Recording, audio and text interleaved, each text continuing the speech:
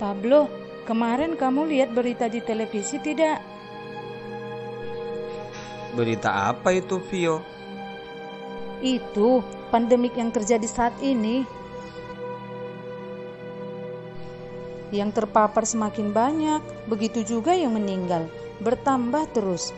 Tapi puji Tuhan, angka kesembuhan masih lebih besar.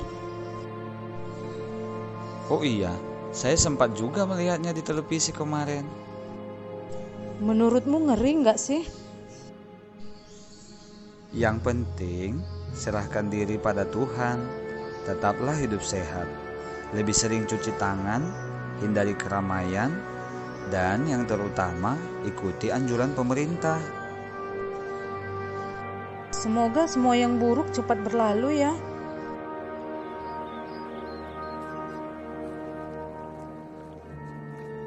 Shalom, apa kabar, Vio? Puji Tuhan, saya sehat.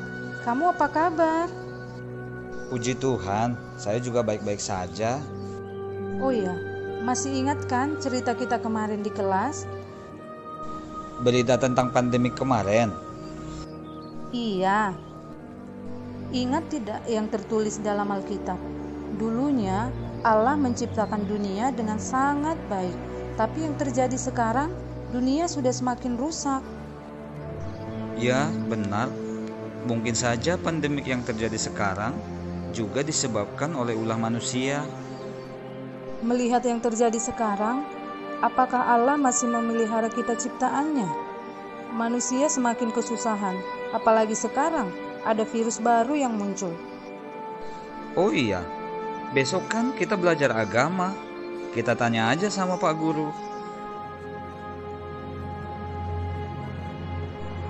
Pak Guru, saya mau bertanya. Kan dunia sekarang sudah semakin rusak. Kemudian banyak sekarang masalah yang terjadi, seperti pandemik.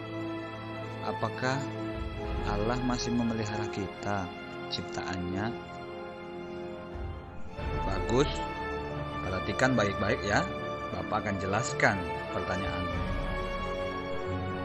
Sebagai contoh, ketika kita memelihara seekor binatang yang benar-benar kita sukai, dan juga beberapa pohon tumbuhan yang kita sukai, pasti kita akan berusaha untuk menjaga agar apa yang kita pelihara itu tetap hidup dan sehat. Lalu bagaimana cara kita menghadapi apabila salah satu di antaranya mengalami mati? Tentu kita akan merasa bahwa kita sangat kehilangan. Kalau kita baca dalam Perjanjian Lama, Allah juga selalu memelihara bangsa Israel. Sebagai salah satu contoh, ketika mereka keluar dari Mesir, dari pembuangan, Allah selalu melindungi, menyertai, memberkati bangsa Israel. Ketika di malam hari, Allah memberikan tiang api untuk menerangi perjalanan mereka. Dan ketika siang hari, Allah juga memberikan tiang awan agar mereka berjalan di tempat yang teduh, dan juga memberi makanan bagi mereka di sepanjang perjalanan. Ya, saya pernah baca itu.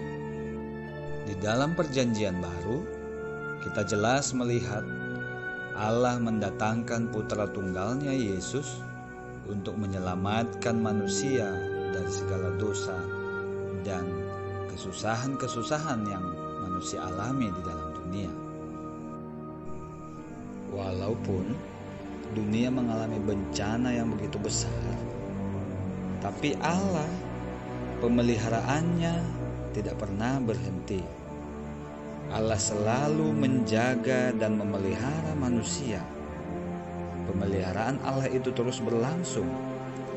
Buktinya, meski setelah terjadi berbagai bencana dan kehancuran, hidup manusia dan alam terus berlangsung dan terjadi pemulihan.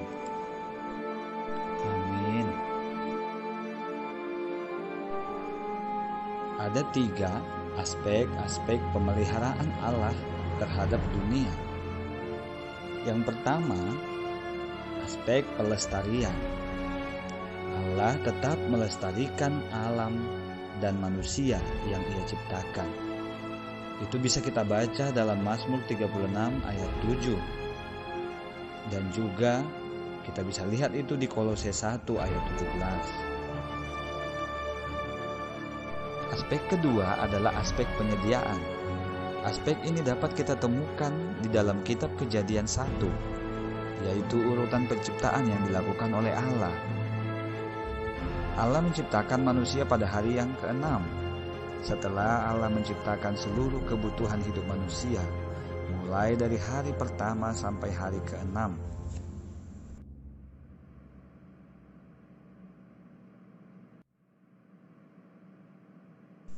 Aspek ketiga, aspek pemerintahan. Di samping pelestarian dan penyediaan kebutuhan ciptaannya, Dia juga memerintah dunia ini. Oleh karena Allah berdaulat, peristiwa-peristiwa dalam sejarah terjadi menurut kehendaknya dan dalam pengawasannya. Jadi cukup jelas ya, bahwa Allah tidak pernah berhenti memelihara alam dan manusia ciptaannya. Demikian pelajaran kita. Shalom.